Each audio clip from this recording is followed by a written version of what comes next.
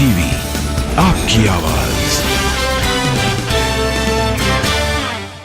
America के Livingstone शहर में अंधाधुंध फायरिंग, मीडिया रिपोर्ट के मुताबिक 22 लोगों की हुई मौत। एक शख्स ने ऑटोमेटिक गन से वॉलमार्ट से एक स्टोर के बाहर की फायरिंग, कई लोगों के घायल होने की खबर। सुरक्षा बलों ने वॉलमार्ट के स्टोर को चारों तरफ से घेरा, फिलहाल हमलावर पुलिस की गिरफ्त से बाहर।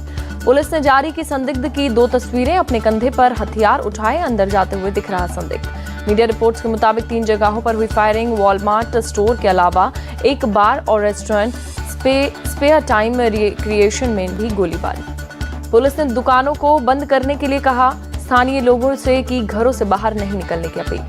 इजराइल हमास के बीच जंग का आज 20वां दिन, अब तक दोनों तरफ से 8000 से ज्यादा लोगों की मौत। गाजा हेल्थ मिनिस्ट्री के मुताबिक इजरायली हमले में अब तक गाजा और वेस्ट बैंक में 6646 फिलिस्तीनियों की मौत, 19000 से ज्यादा घायल।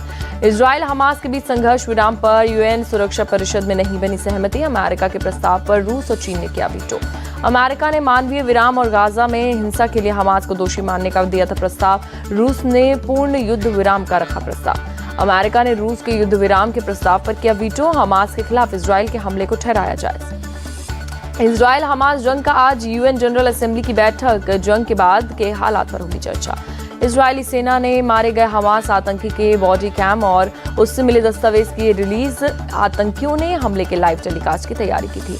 इजरायली सेना ने 7 अक्टूबर को हुए हमास के हमले का वीडियो किया जारी। किबुत्ज बेरी में शालडेग यूनिट ने हथियारबंद हमलावरों की कार का पीछा किया। शालडेग यूनिट ने हमलावरों की कार के ड्राइवर को मारी गोली, कार पोल से जाकर टकराई, हमलावर निकलकर हुए फरार। वीडियो में इजरायली नागरिकों को कवर देते नजर आए सैनिक, सभी को सुरक्षित स्थानों पर पहुंचाया गया। अमेरिकी राष्ट्रपति जो बाइडेन ने इजरायली हमले से गाजा में हुई मौत की संख्या को मानने से इनकार किया, कहा हमास की जानकारी पर भरोसा नहीं। जो बाइडेन ने एक बार फिर से इजरायल और फलस्तीन के बीच 2 राज्य में समाधान पर जोर दिया, कहा जंग के बाद 2 राज्य सिद्धांत ही हाल। अमेरिकी रक्षा मंत्री ऑस्टिन ने इजरायली रक्षा मंत्री योव गैलेंट से बातचीत की, हमास से युद्ध की ताजा स्थिति पर दी जानकारी। हमास के आतंकियों ने 200 इजरायलियों को बनाया है बंधक, इजरायल के विदेश मंत्री ने दी जानकारी। इजरायली सेना ने गाजा पर बमबारी रोकने से किया इनकार, सेना प्रमुख ने हमास की सफाई के लिए जल्द की जमीनी अभियान शुरू करने का भरोसा दिया। इजरायल पर गाजा की तरफ से फिर से हुआ रॉकेट अटैक, 4 इजरायली नागरिक घायल। रॉकेट अटैक में एक इमारत को नुकसान हुआ, इमरजेंसी सर्विस के मुताबिक एक मिनी वैन भी रॉकेट की चपेट में आई। लेबनान में इजरायल पर दागी गई मिसाइल डिफेंस सिस्टम ने हवा में किया नष्ट, इजरायल ने लॉन्च पैड पर भी जवाबी अटैक किया। सीरिया पर इजरायली फौज की जवाबी कार्रवाई, रॉकेट हमले में सीरिया के आर्मी ठिकाने और लॉन्च पैड्स तबाह। इजरायल की राजधानी टेल अवीव में लोगों ने किया हमास के खिलाफ प्रदर्शन, बंधकों को जल्द रिहा करने की कही मांग। बिहार के बेगूसराय में दुर्गा विसर्जन यात्रा के दौरान 2 समुदाय के हिंसक भिड़ंत, 2 पुलिस वालों सहित 3 लोग हुए घायल। पुलिस के मुताबिक दुर्गा विसर्जन यात्रा के दौरान कपूरी चौक पर 2 समुदाय में विवाद, एक दूसरे पर जमकर किया पत्थरा। हिंसक भीड़ ने मौके पर मौजूद गाड़ियों में की तोड़फोड़, कई दुकानों में लगा दिया। पुलिस ने हालात काबू करने के लिए भीड़ पर किया लाठीचार्ज, 10 लोगों को किया गिरफ्तार। पुलिस ने पूरे इलाके में भारी तादाद में फौज किया तैनात, सीसीटीवी से दंगा भड़काने वालों की पहचान की जा रही है। केंद्रीय मंत्री गिरिराज सिंह ने बेगूसराय की घटना पर सीएम नीतीश कुमार पर साधा निशाना, कहा नीतीश कुमार के इशारे पर हुई घटना। गिरिराज सिंह ने कहा नीतीश बाबू कह दें तो हिंदू बेगूसराय छोड़ दें, धार्मिक अनुष्ठान बंद कर दें। बीजेपी सांसद ने जताई आशंका, मामले में हिंदुओं को ही फंसाया जाएगा, समय आने दीजिए, जनता पाई का हिसाब लेगी। बिहार के मुजफ्फरपुर में एक ही परिवार के 4 लोगों को गोली मारी, 2 की हालत गंभीर, घर में घुसकर वारदात को दिया अंजाम। दशहरा मेले में विवाद के बाद 5 बदमाशों ने घर आकर की ताबड़तोड़ फायरिंग, पुलिस कर रही आरोपियों की तलाश। यूपी के मिर्जापुर में दुर्गा विसर्जन के दौरान 2 समुदाय में हिंसक झड़प, 4 लोग हुए घायल। जसोवर गांव के पास प्रतिमा ले जाते वक्त दूसरे समुदाय का झंडा हटाने पर विवाद, दोनों समुदाय ने एक दूसरे पर की पत्थरबाजी। मौके पर पहुंची पुलिस टीम ने 6 लोगों के खिलाफ केस दर्ज किया, पूरे इलाके में भारी तादाद में फौज तैनात। पीएम मोदी आज महाराष्ट्र और गोवा दौरे पर, करोड़ों के मेगा प्रोजेक्ट्स की देंगे सौगात। पीएम मोदी दोपहर 1 बजे पहुंचेंगे शिरडी, साईं बाबा समाधि स्थल पर पूजा और दर्शन करेंगे। पीएम मोदी नए दर्शन कॉम्प्लेक्स का करेंगे उद्घाटन, भक्तों को दर्शन के लिए लाइन से मिलेगी निजात। नए दर्शन कॉम्प्लेक्स में होंगी 3 मंजिल, 12 हॉल में 10,000 भक्तों के रुकने की होगी व्यवस्था। साईं बाबा के पूरे दर्शन कॉम्प्लेक्स को बनाया गया एयर कंडीशन, 110 करोड़ की लागत से हुआ तैयार। पीएम मोदी दोपहर 2 बजे जाएंगे नील वनडे बांध, जल पूजन के बाद एक नहर का करेंगे लोकार्पण। पीएम मोदी दोपहर 3:15 बजे शिरडी में एक कार्यक्रम को करेंगे संबोधित, 7,500 करोड़ से विकास योजनाओं का शिलान्यास और लोकार्पण करेंगे। पीएम मोदी शिरनी के बाद शाम 6:30 बजे गोवा पहुंचेंगे। मडगांव में 37वें राष्ट्रीय खेलों का करेंगे उद्घाटन। पीएम के दौरे से पहले गोवा के मडगांव पहुंचे सीएम प्रमोद सावंत। 37वें नेशनल गेम्स की तैयारियों का लिया जायजा।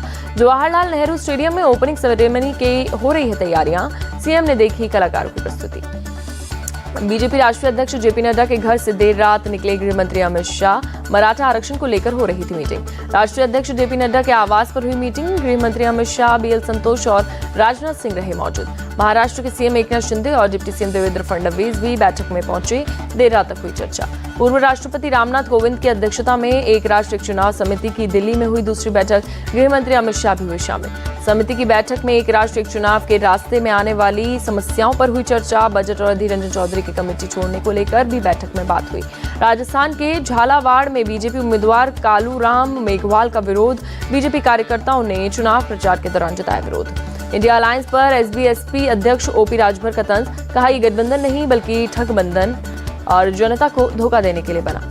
दिल्ली मंत्रिमंडल में बड़ा फेरबदल। सौरभ भारद्वाज से जेल विभाग लेकर आतिशी को सौंपा गया। तमिलनाडु बीजेपी चीफ कन्नामलाई की एक्स पोस्ट। लिखा, राजभवन पर फेंके गए पेट्रोल बम। डीएमके राज में कानून व्यवस्था तार-तार। कोलकाता में राज्य के मंत्री ज्योति प्रिय मल्लिक के घर ईडी की रेड। सॉल्ट लेक वाले आवास पर छापेमारी। राशन वितरण में भ्रष्टाचार को लेकर ईडी कर रही है जांच। वन मंत्री बनने से पहले खाद्य मंत्री का कार्यभार संभाल रहे थे मल्लिक। गोरखपुर में सीएम योगी की जनता दरबार। लोगों की सुनी समस्याएं, अधिकारियों को दूर करने के दिए निर्देश। पीएम मोदी से मिले श्री राम जन्मभूमि ट्रस्ट के सदस्य। 22 जनवरी 2024 को पीएम करेंगे प्राण प्रतिष्ठा। पीएम मोदी ने ट्वीट कर जताई खुशी। कहा, अपने जीवन काल में इस ऐतिहासिक अवसर का साक्षी बनना सौभाग्य की बात। राम मंदिर को लेकर केशव प्रसाद मौर्य का पोस्ट। लिखा, मंदिर वही बन रहा है, तारीख भी बता दी। राम भक्तों का सपना हो रहा है साकार। ओडिशा के भुवनेश्वर में दुर्गा पूजा के बाद मूर्ति विसर्जन का कार्यक्रम। लाखों की संख्या में लोग हुए शामिल। वाराणसी में राम भरत मिलन रामलीला का आयोजन। हजारों की संख्या में पहुंचे भक्त। हिमाचल प्रदेश के कुल्लू में विदेशी कलाकारों ने बांधा समा। कुल्लू दशहरा के दूसरे दिन 14 देशों के कलाकारों ने अपने लोक नृत्य पेश किया।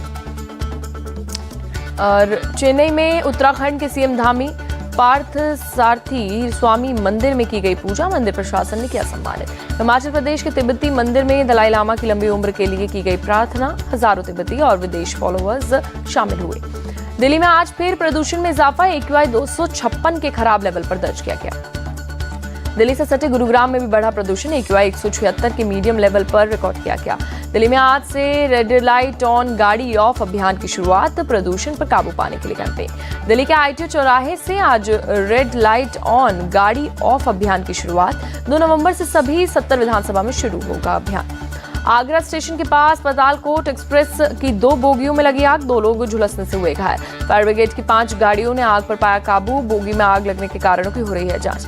MP के सीएम शिवराज सिंह चौहान ने ट्वीट करके दी जानकारी। मध्य प्रदेश के सभी यात्री सुरक्षित। यूपी के गाजियाबाद में एक फैक्ट्री में लगी भीषण आग। फायर ब्रिगेड की टीम ने पाया काबू। तमिलनाडु के होसुर में चलती कार में लगी आग। आग से कोई हताहत नहीं। कार में आग लगने के दौरान हुआ धमाका। गैस लीक होने से आग लगने की आशंका।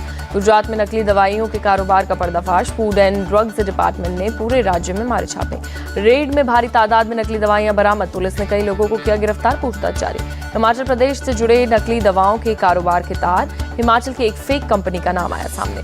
यूपी के मथुरा में हिस्ट्री शीटर अपराधी गिरफ्तार। पुलिस के साथ एनकाउंटर में हुआ घायल। पुलिस ने अस्पताल में कराया भर्ती।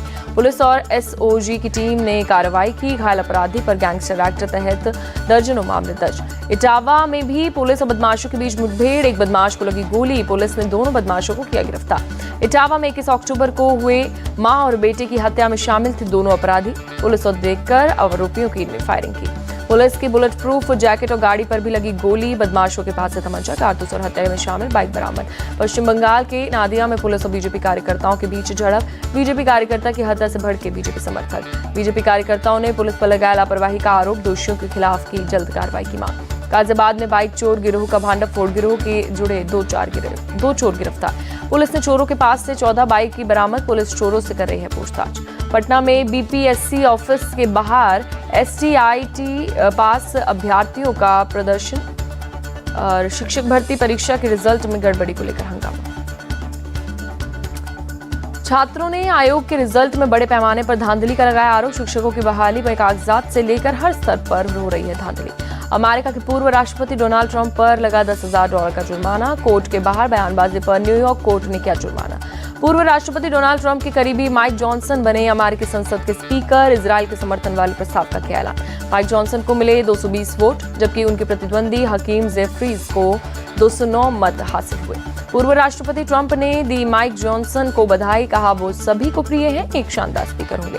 पाकिस्तान के पूर्व पीएम इमरान खान ने दी नवाज शरीफ को चुनौती, किसी भी संसदीय सीट पर हारने का किया दावा। इमरान खान ने कहा नवाज शरीफ जिस भी सीट से चुनेंगे मैं वहां से ही चुनाव लड़ूंगा। भरोसा देता हूं कि वहां प्रचार अभियान भी नहीं चलाऊंगा। वर्ल्ड कप में आज श्रीलंका और इंग्लैंड के बीच होगी टक्कर। बेंगलुरु में दोनों टीमें होंगी आमने सामने। दोपहर 2 बजे से शुरू होगा मुकाबला।